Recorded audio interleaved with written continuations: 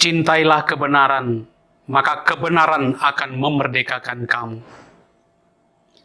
Apakah Yesus hanya bagi orang Israel? Saya perhatikan di media sosial, di video-video YouTube, itu banyak sekali pernyataan yang menekankan bahwa Yesus itu hanya bagi orang Israel. Dengan kata lain, kita orang Kristen di Indonesia mengikuti Yesus itu sebetulnya tidak benar, ya, karena Yesus hanya bagi orang Israel. Lalu dicomot teks-teks kitab suci yang mendukung pernyataan itu. Dan teks yang sering dipakai itu dari Matius bab 10 ayat 5 sampai 6, bunyinya begini. Janganlah kamu menyimpang ke jalan bangsa lain atau masuk ke dalam kota orang Samaria, melainkan pergilah kepada domba-domba yang hilang dari umat Israel. Yaitu pesan Yesus kepada para muridnya ketika dia mengutus mereka. Lalu diambil lagi teks yang juga sangat lazim dipakai, yaitu dari Matius bab 15 ayat 24. Aku diutus hanya kepada domba-domba yang hilang dari umat. Mari saya beri contoh ya pernyataan dari seseorang tentang ini. Jawab Yesus, aku diutus hanya kepada domba yang hilang atau yang sesat dari umat Israel. Tidak patut mengambil roti yang disediakan bagi anak-anak dan melemparkannya kepada anjing. Matius pasal 15 ayat 24 sampai 26. Dari ayat-ayat di atas jelas bahwa Yesus diutus hanya untuk Bani Israel yang sesat atau mengabaikan hukum Taurat. The same message repeated in the Gospel of Matthew, chapter number 15, verse number 24, where Jesus Christ, peace be upon him, himself says that I have not been sent but to the lost sheep of the house of Israel. That means, according to the Quran and the Bible, Jesus Christ, peace be upon him, was only sent for the Bani Israel, only for the Jews, for the children of Israel. Teks yang dicomot itu sebetulnya dimaksudkan untuk menegaskan bahwa Yesus memang hanya untuk orang Israel. Tetapi teks itu malah justru mendukung bahwa Yesus itu diperuntukkan bagi semua orang. Jadi terbalik. Loh, kok bisa? Nah, akan saya jelaskan kepada Anda. Tetapi sebelumnya jangan lupa subscribe dulu ya. Baru nanti lanjutkan.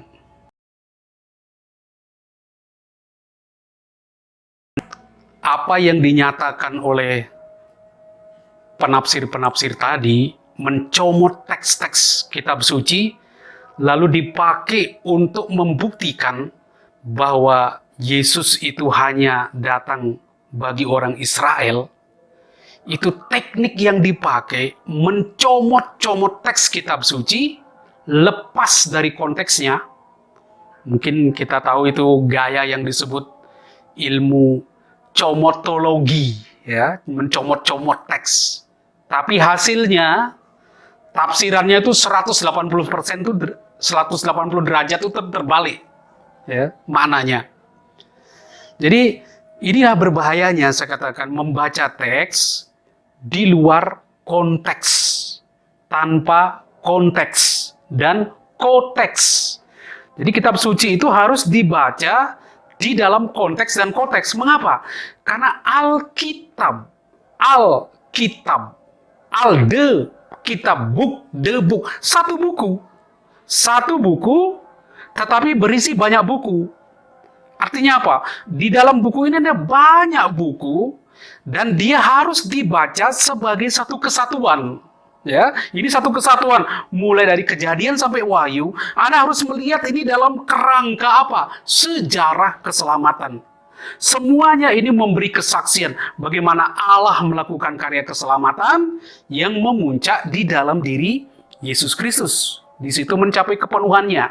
Jadi tidak boleh lepas-lepas membaca itu, ya, tapi harus selalu dalam kerangka demikian.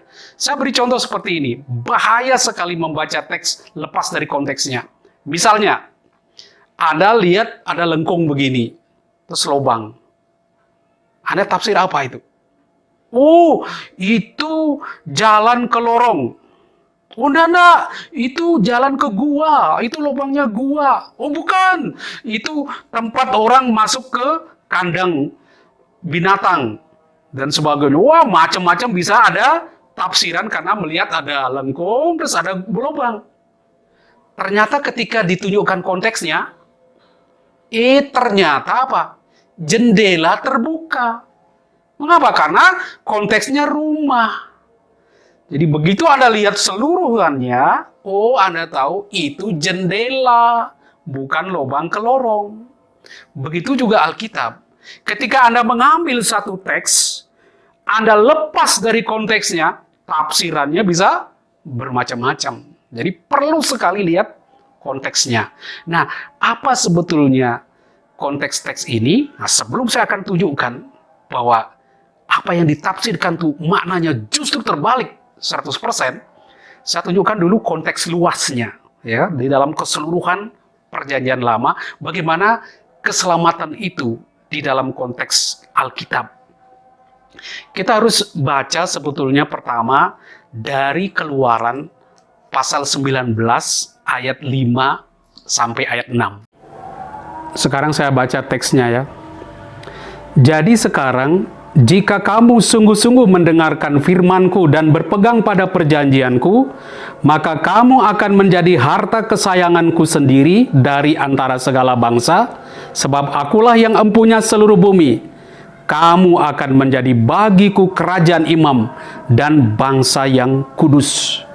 Jadi ini isi perjanjian antara Israel dan Tuhan. Tuhan berjanji kalau Israel mendengarkan sabdanya dan melakukan perintahnya, Israel akan menjadi harta kesayangannya dari antara segala bangsa.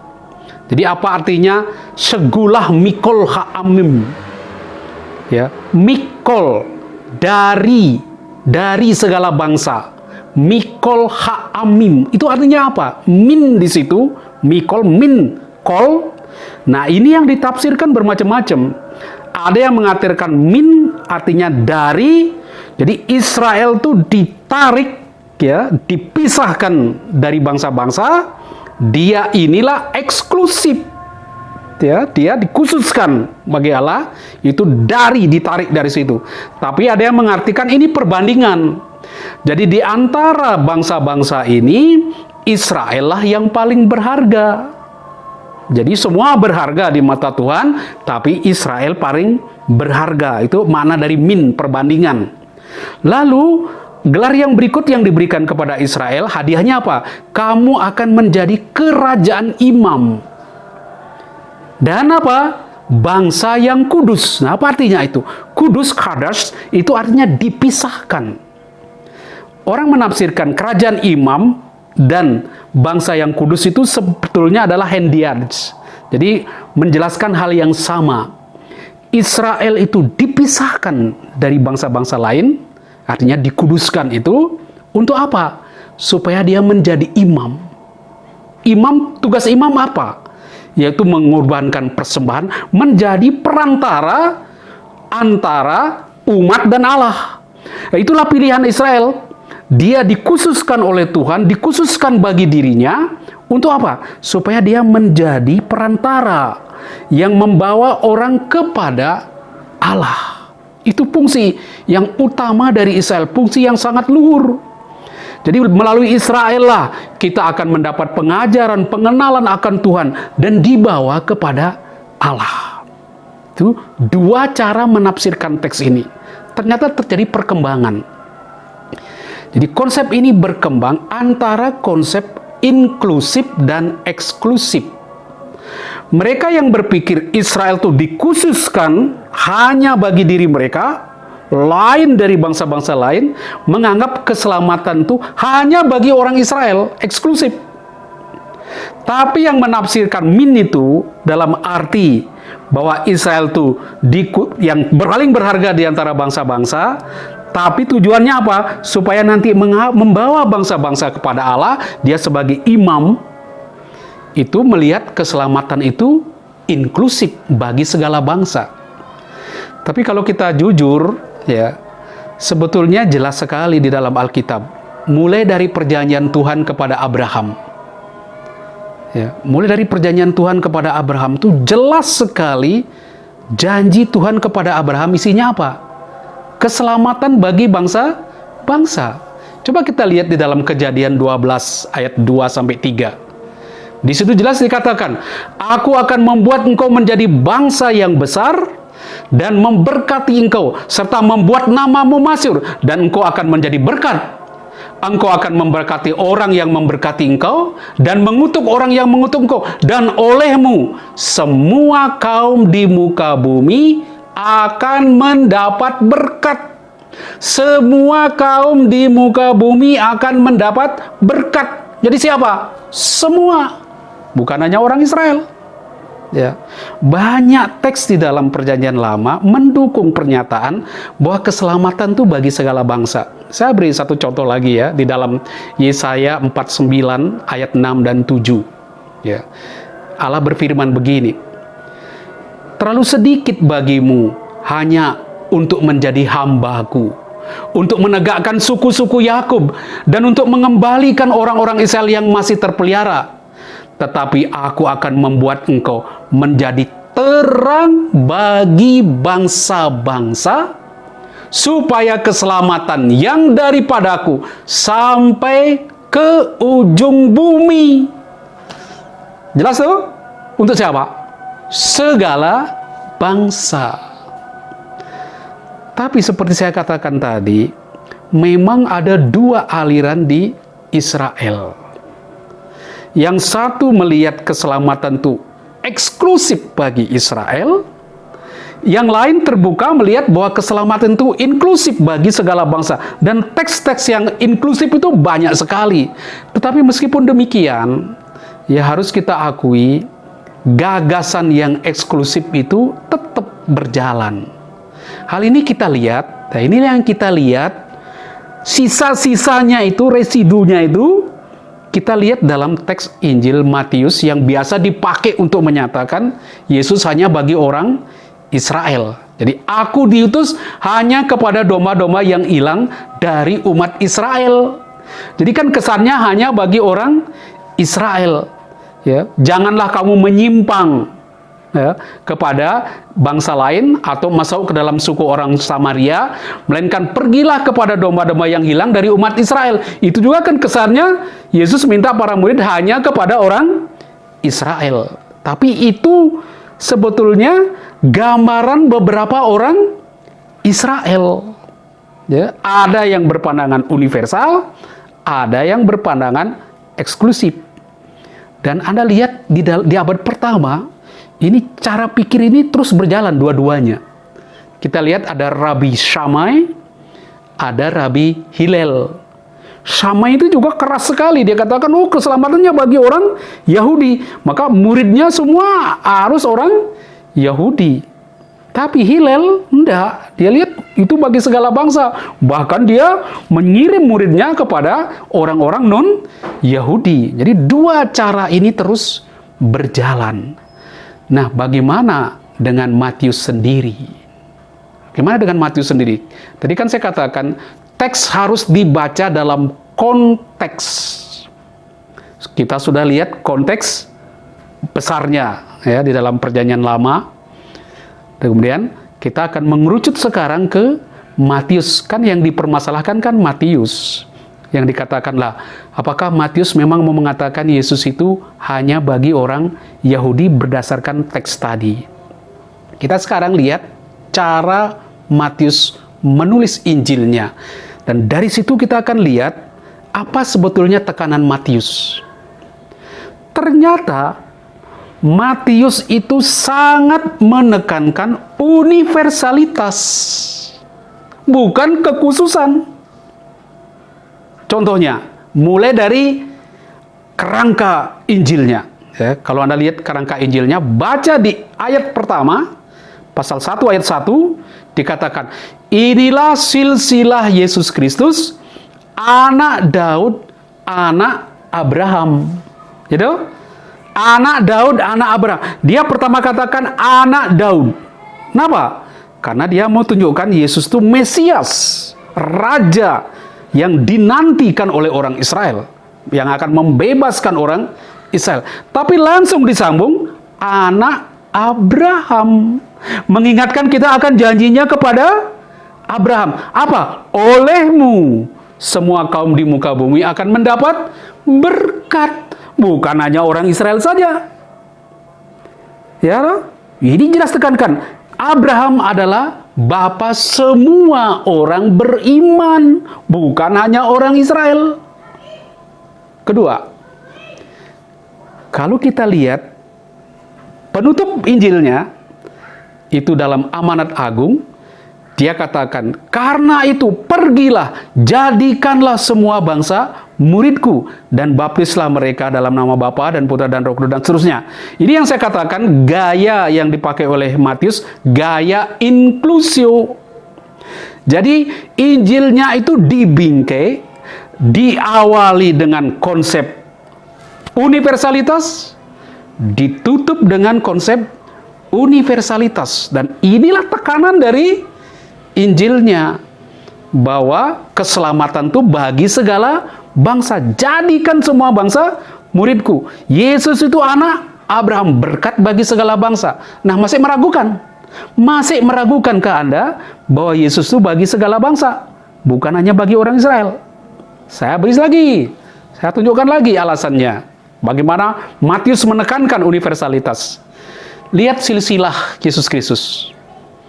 Kalau Anda perhatikan silsilah di situ, Anda akan temukan ada 5 wanita, 4 di luar Maria.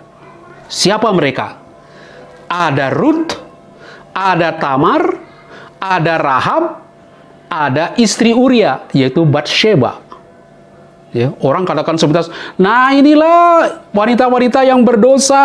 Nah, orang selalu pikir, oh ini dia masuk situ menunjukkan bahwa Yesus juga dari golongan orang-orang berdosa. Oke lah, mungkin ada benarnya. Tapi Matius bukan di situ tekanannya. Kalau Anda perhatikan, keempat wanita itu semuanya non-Yahudi, bukan orang Yahudi. Siapa mereka? Ruth itu orang Moab, Tamar itu orang Kanaan, Rahab itu juga perempuan Kanaan, istri Uria yaitu Batsheba itu orang Yebus. Tidak satu pun orang Yahudi, hanya Maria. Jadi Matius mau mengatakan kepada mereka, di darah Yesus ini, dalam arti tertentu sebagai manusia, itu mengalir darah bukan Yahudi. Di dalam dirinya tuh sudah ada darah universalitas. Abraham pun dari Ur Kasdim, bukan orang Yahudi. Jadi betapa Matius menekankan unsur universalitas di dalam Injilnya. Kemudian saya masih tunjukkan lagi. Ketika Yesus lahir, apa yang terjadi? Siapa yang datang mau mengunjungi, mau menyembah dia? Siapa? Orang Majus dari timur. Dari mana mereka? Itu dari luar Israel. Bisa jadi dari Irak, dari Babylon dan sebagainya. Kita tidak tahu persis karena hanya dikatakan dari timur. Tapi jelas bukan orang Israel. Mereka non-Yahudi yang bisa melihat Yesus, yang menyembah Yesus, ya, yang berbakti kepadanya. Ini, mau lagi alasannya? Saya tunjukkan lagi. Ya, ketika Yesus tampil di depan umum, apa yang dia buat?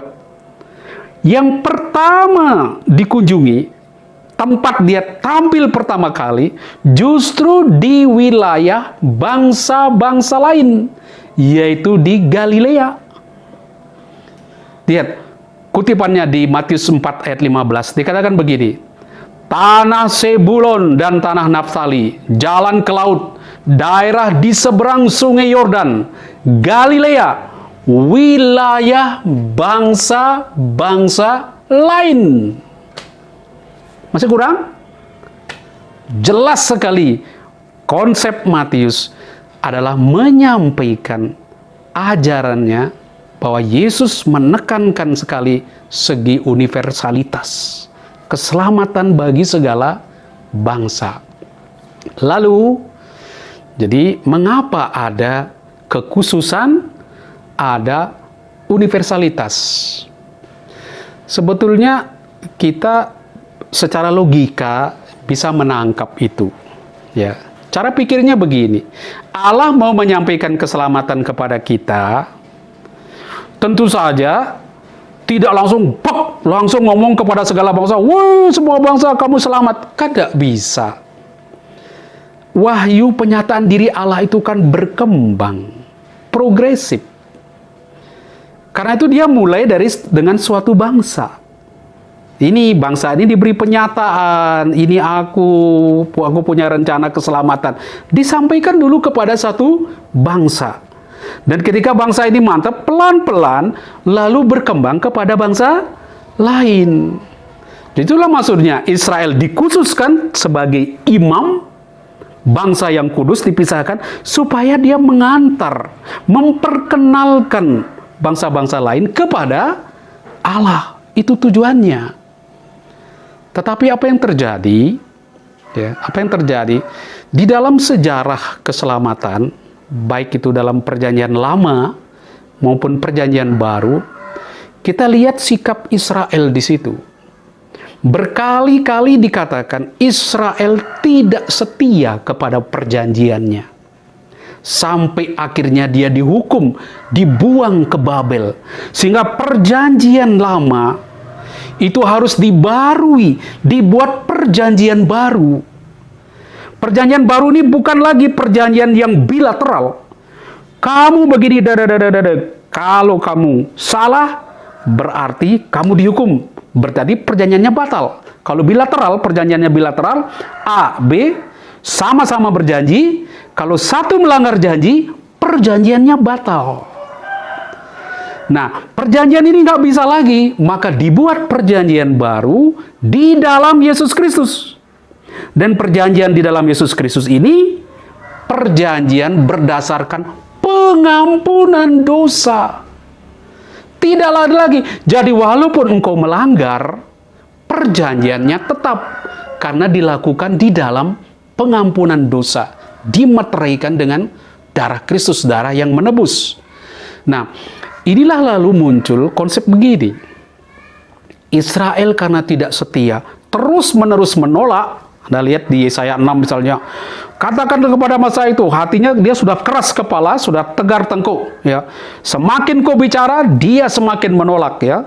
Mendengar tapi tidak mau mendengar. Melihat tapi tidak mau melihatnya. Orang yang keras kepala ini tentu ditunjukkan oleh Yesus di dalam pengalaman hidupnya ketika dia mengajar, ditolak oleh orang-orang Yahudi. Akhirnya apa? Pelan-pelan Yesus beralih juga kepada orang-orang non-Yahudi. Jadi ada proses, ada perkembangannya di situ. Ya. Selain itu, kita lihat reaksi orang non-Yahudi ternyata positif sekali. Meskipun tidak semua ya, tapi banyak yang positif. Saya beri contoh misalnya di dalam Matius bab 8 ya, ayat 10 sampai 12, yaitu kisah tentang seorang perwira Kapernaum. Ketika hambanya sakit, dia datang kepada Yesus minta disembuhkan, lalu dia katakan, saya akan ke rumahmu. Ya, jangan Tuhan, katakanlah sepatah saja, saya tidak layak menerima Tuhan di dalam rumah saya. Jadi lihat, iman dia sebesar itu. Dia katakan sepatah kata saja, anak saya akan sembuh. Jadi iman yang sebesar ini, sampai Yesus katakan begini, sesungguhnya iman sebesar ini tidak pernah aku jumpai pada seorang pun di antara orang Israel. Lalu dia tambahkan, aku berkata kepadamu, banyak orang akan datang dari timur dan barat dan duduk makan bersama dengan Abraham, Ishak dan Yakub dalam kerajaan surga. Jadi banyak orang dari timur dan barat, bukan hanya orang Israel. Jadi ini kenapa? Karena Yesus sendiri alami bagaimana orang-orang bukan Yahudi sangat terbuka dan memiliki iman yang bagus juga untuk dapat menerima kerajaan surga. Jadi itu yang saya katakan kepada Anda, konteksnya seperti itu. Sekarang bagaimana dengan sikap teks yang diambil tadi? Kenapa terjadi seperti itu? Seperti saya katakan tadi, Anda harus ingat, di kepala orang Yahudi, ketika Yesus tampil di depan umum itu, mereka masih, sebagian dari mereka, khususnya yang ngotot, khususnya dari Farisi Syamai, itu masih sangat berpikiran eksklusif. Keselamatan hanya bagi mereka. Nah, teknik ini yang disebut dengan teknik retoris. Teknik retoris. Apa itu teknik retoris? Dia ambil pandangan orang, lalu dia hajar. Tes. Saya beri contoh. Coba kita perhatikan teksnya. Harus baca teksnya secara keseluruhan. Baru bisa menangkap dengan baik. Ya. Dikatakan, Yesus menyingkir ke daerah Tirus dan Sidon. Daerah mana itu? Itu daerah non-Yahudi, bukan orang Yahudi. Mungkin dia ke sana untuk mengasingkan diri, atau biar tidak direbut, dikejar orang. Tapi lihat, seorang perempuan Kanaan dari daerah itu berseru, perempuan Kanaan, bukan orang Yahudi. Ini kalau Anda mau bilang, ini bukan untuk orang Yahudi saya, ini perempuan Kanaan datang ke situ, dan dia langsung berkata, kasihanlah aku ya Tuhan anak Daud, karena anakku perempuan kerasukan setan dan sangat menderita. Tetapi Yesus sama sekali tidak menjawabnya. Mengapa? Yesus itu ada bersama para murid. Para murid itu orang Yahudi. Otaknya masih apa? Pikir keselamatan itu hanya bagi orang Yahudi.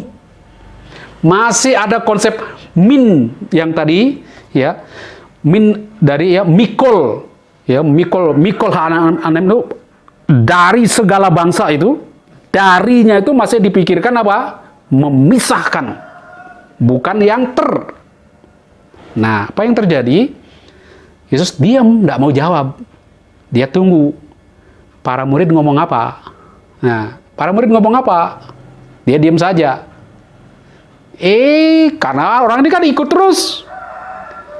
Lalu, mulailah reaksi para murid. Lihat, reaksi para murid ini reaksi orang Yahudi yang berpikiran eksklusif.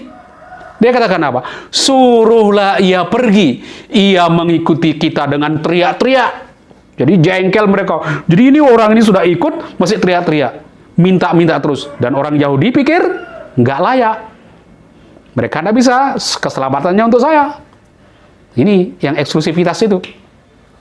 Lalu, lihat, pintar sekali Yesus. Teknik retorik yang dia pakai. Dia katakan kepada perempuan itu, dia ambil cara pikir orang Yahudi. Dia katakan, aku diutus hanya kepada domba-domba yang hilang dari umat Israel. Itu pikirannya orang Yahudi. Lalu perempuan itu mendekat dan menyembah dia dan berkata, Tuhan, tolonglah aku. Yesus lagi, tekniknya luar biasa. Teknik memancingnya luar biasa, ngetes orang asing ini, orang Kanaan ini.